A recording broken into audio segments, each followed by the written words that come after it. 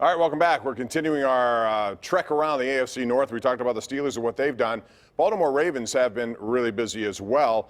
And this, to me, goes back to what they did last year, actually, because they made some really smart trades midseason. Marcus Peters for a fifth-round pick. They also, at the beginning of the year, brought in Earl Thomas, Mark Ingram. Both turned out to be Pro Bowlers. And then they add to it this year with some nice moves as well. Calais Campbell was the name that you heard down in Jacksonville, and he's a 33-year-old guy, but a guy who's had some pretty good success even at his 30s. And then Derek Wolfe today signs a one-year deal for $6 million. Potentially it's $3 million base plus some incentives. So Andrew Fillipponi, when I look at Baltimore, I see a defense that's, to me, comparable with the Steelers have. How do you assess what they've done so far? Coming off 14 wins. Well, I think on paper they look good, Bob. I'm a little bit surprised that Emmanuel Sanders, who I thought signed at a very affordable deal with New Orleans, I think he would have been perfect for Baltimore. I think they still need to upgrade at wide receiver. Willie Snead and Hollywood Brown, Antonio's cousin, that's not a great receiving core. And you've got the money because you've got a rookie quarterback deal going with Lamar Jackson. So I think Baltimore right now deserves to be the favorite in the division, Richie. But with Lamar Jackson, we know this, given his style, he's only one hit away from being lost for a considerable amount of time. And I'll say the same thing about the Ravens that I say about the Steelers. I just don't think if he missed time, if Robert Griffin III had to go in there, I don't think the Ravens would win a lot of football games. Yeah, totally different team without Lamar Jackson in there. And you're right, he's one hit away. I'm surprised he hasn't been injured yet.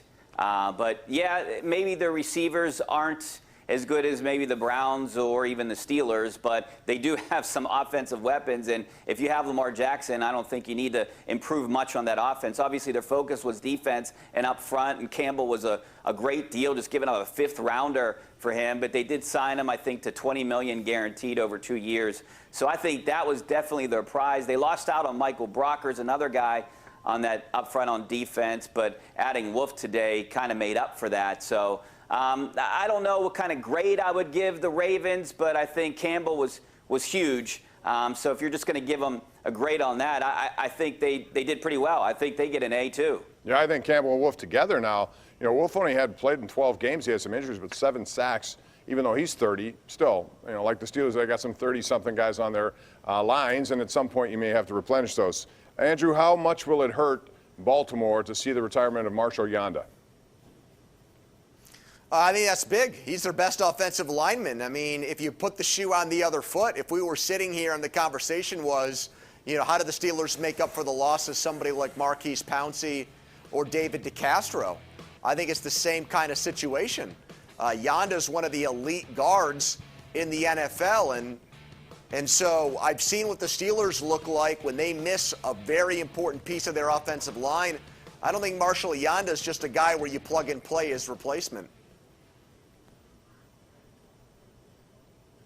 Rich, you have an opinion about that?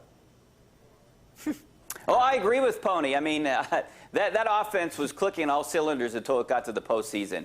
And if you're losing a guy like a Marquise Pouncey, like a David DeCastro type player, it's obviously going to suffer. But they do have the weapons around them, and I don't think that offense is going to skip a beat next year. I think it's as long as Lamar Jackson stays healthy and Antonio Brown's cousin can catch balls, I think they're going to be in pretty good shape in Baltimore. That's another good move by Eric DeCosta, #1 pick, or at least their first pick was Hollywood Brown, and he turned out to be good.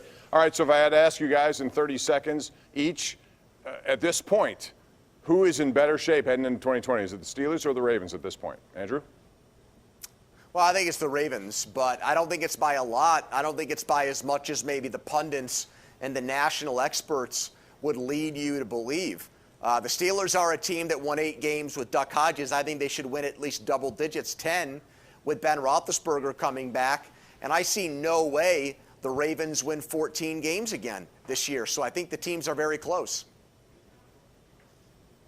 Yeah, I think they're pretty close, too. And I might give the edge to the Steelers if Ben Roethlisberger comes back healthy. I like the Steelers' defense a lot better than that Ravens defense. We saw what the Ravens did last year, but teams are going to start scheming for Lamar Jackson. I don't think he's going to have that same type of year this year that he did last year. So I might give the edge to the Steelers, maybe by a game, but it's going to be close. And that's if Ben Roethlisberger is a healthy Ben Roethlisberger. Yeah, well, if he's a healthy Ben Roethlisberger, then I think the Steelers will beat them out in the division. Anyways, now it's time to go around the horn for this week's Smooth Moves, brought to you by Pittsburgh's largest supplier of the smoothest granite, marble, and quartz countertops you're going to find anywhere, Armina Stone. Rich, what is your smooth move of the week? My smooth move is going to go to Rex Chapman. Obviously, he posts funny videos, and it's entertaining to see what he posts on Twitter, but also he posts uplifting videos. And that's nice to see every once in a while, especially during this time. But for the next 2 weeks, he's giving 100% of proceeds from his Block and Charge T-shirt sales. So my smooth move is going to Rex Chapman.